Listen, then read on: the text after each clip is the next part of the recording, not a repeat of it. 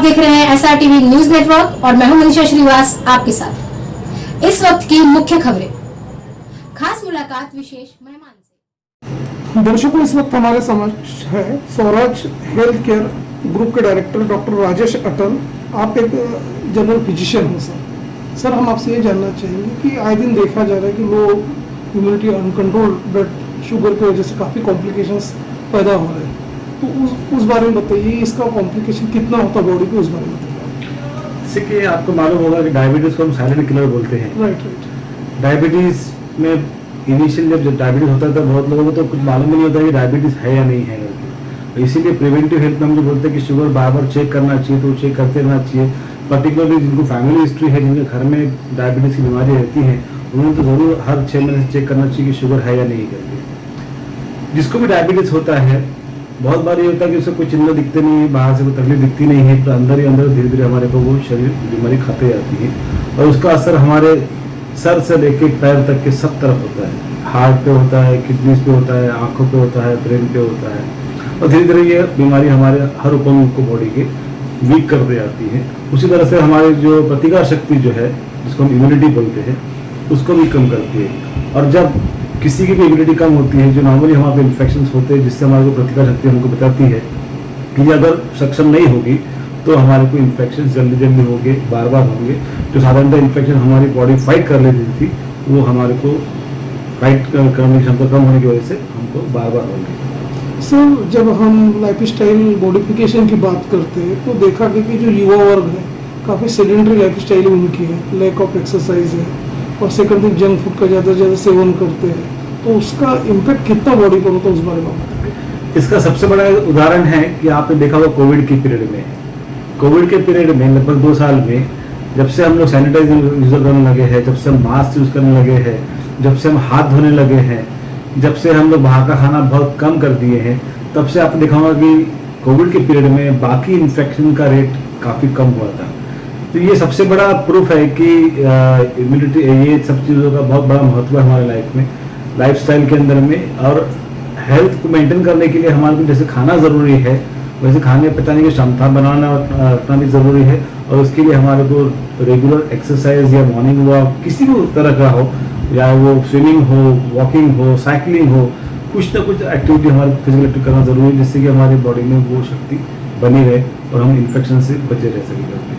इसका सबसे बड़ा उदाहरण हमने अब देखा है कोविड में, जो हमने पीरियड में देखा है कि बाकी के इन्फेक्शंस की मात्रा बहुत कम हो गई थी कंपेयर टू कोविड इन्फेक्शंस। अब जबकि समर का सीजन चल रहा है, इसमें देखा कि काफ़ी डिहाइड्रेशंस के प्रॉब्लम आ रहे हैं और देखा कि लोग मसालेदार स्पाइसी ऑयली चीज़ें का ज़्यादा ग्रहण करते हैं, इंटेक करते हैं, तो उसकी वजह से जो गॉल ब्लैडर हो गया और सेकंड थिंग अपने क्या बोलते फिस्टुला, पाइल्स, इसके भी प्रॉब्लम्स काफ़ी बढ़ गए।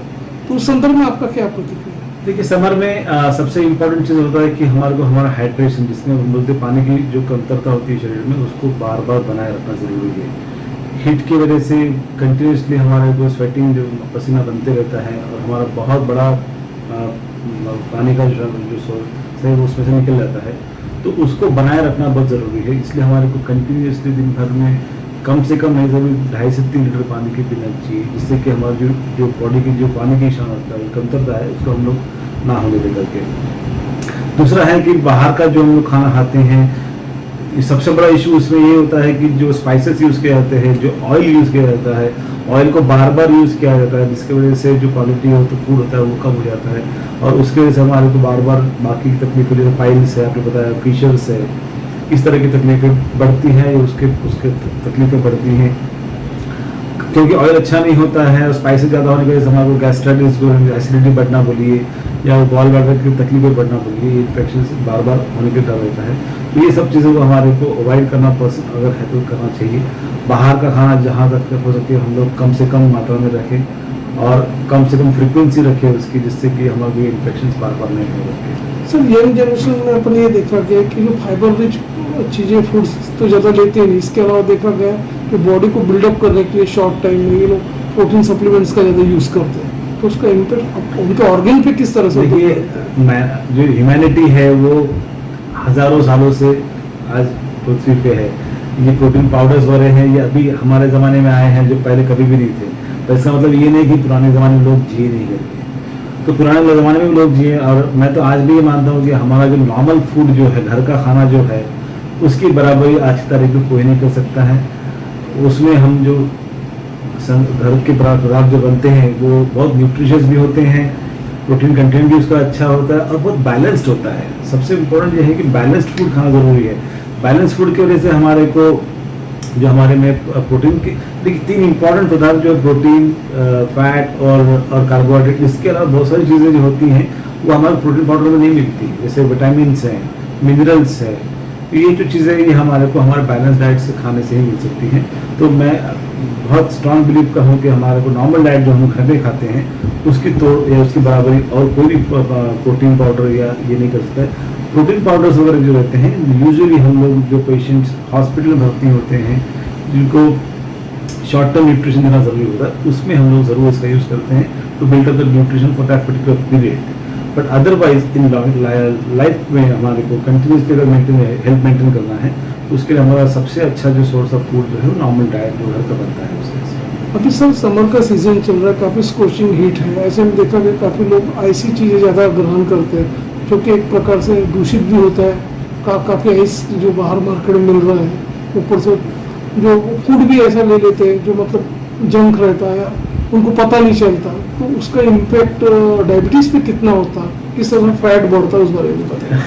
देखिए अभी हम लोग बहुत लोग एडिटेड ड्रिंक्स पीते हैं, जैसे कोको ड्रिंक्स हैं, बाद में फिर एडिटेड ड्रिंक्स बहुत सारे मिलते हैं मार्केट में आज की तारीख में। इसमें अगर आप शुगर की मात्रा देखेंगे तो बहुत ज़्यादा है।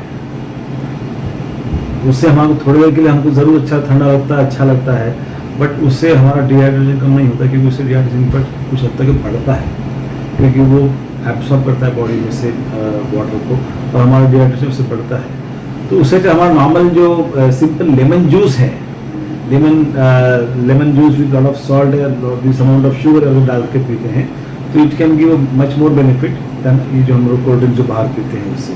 तो मुझे लगता है कि हम लोग बाहर जब भी जाते हैं तो हमारे साथ में गाड़ी में या टू व्हीलर जब भी जाते हैं तो हमारे हाथ में 2 बड़ी बॉटल्स होना चाहिए, एक सादी पानी की बोतल होना चाहिए और एक जूस का इस तरह से जो हम लोग 2 सिप करके हर समय ले सकें, जिससे कि हमारे को इन चीज़ों को लेने की ज़रूरत महसूस ना हो। जैसे कि वर्क फ्रॉम होम कल्चर चल रहा था, उसमें देखा गया कि काफ़ी जो बच्चे हैं एक तो फैटी फूड लेते थे और देखा गया तो उनमें फैटी बहुत जल्दी आ जाता था।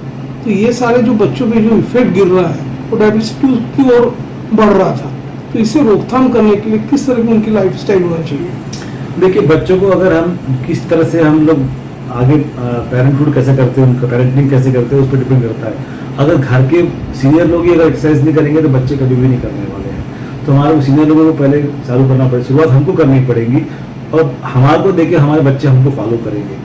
जैसे जैसे हमारे पूर्वजों ने किया है, हमको जैसे चीज़ें सिखाई वो आज हम लोग कर रहे हैं, उसी तरह से अगर हम लोग अच्छी चीज़ें करेंगे तो हो सकता है बच्चे भी हमारे को अच्छी तरह से आगे फॉलो करें करके और हमारी हेल्थ को उनको हेल्थ को मेंटेन करने में मदद करेंगे। डॉक्टर राजेश अटल सर, आपको विदर्भ और इंटरस्टेट के दर्शक लाइव देख रहे हैं, हमारे दर्शकों को आप ये भी बताइए किसी प्रकार के कोई कॉम्प्लिकेशंस है जनरल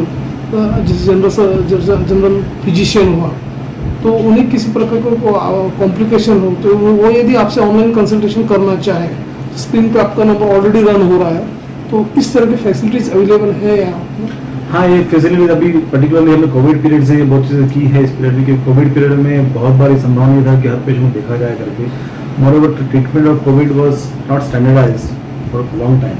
तो इस पीरियड में हमने पर्टिकुलर डॉक्टर फैटर्निटी ने बहुत लोगों को ट्रीटमेंट ऑनलाइन किया है या फिर नेटवर्क के भरोसे पे किया है और बहुत हद तक इसमें हमको सक्सेस भी मिला है। बहुत सी चीज़ों को हम लोग ऑनलाइन करके मैनेज कर सकते हैं या वीडियो कंसल्टेशन से मैनेज कर सकते हैं। कुछ चीज़ें होती हैं जिसमें हमारे को फिजिकल एग्जामिनेशन ज़रूरी होता है, तो उसके लिए कोई तोड़ नहीं है, उसके लिए करना ज़रूरी है वो।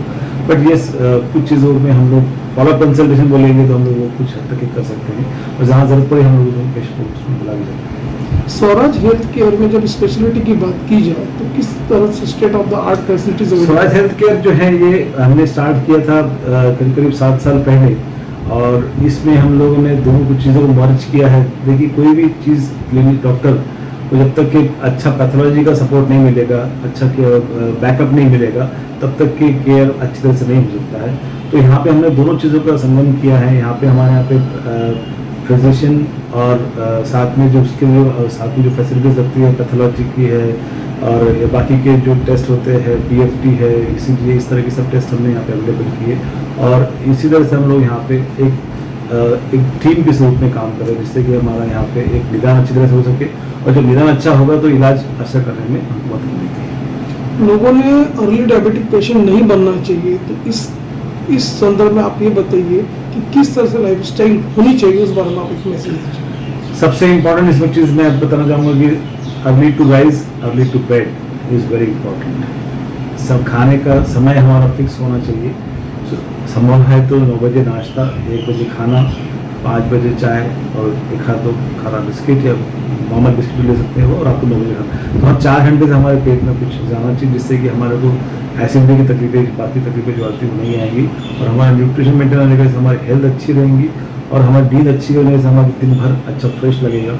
और साथ में इसके अगर हम लोग एक्सरसाइज करते हैं तो उससे हमारा दिन भर का जो BMR बोलते हैं, जैसे बेसल मेटाबॉलिक रेट, वो बढ़ा रहेगा, तो जिससे हमारे को वेट गेन भी नहीं होगा और हमको वेट को निरंतर रखने की भी मदद मिलेगी और हेल्थ मेंटेन करने में मदद मिलेगी। ठीक है सर, थैंक यू।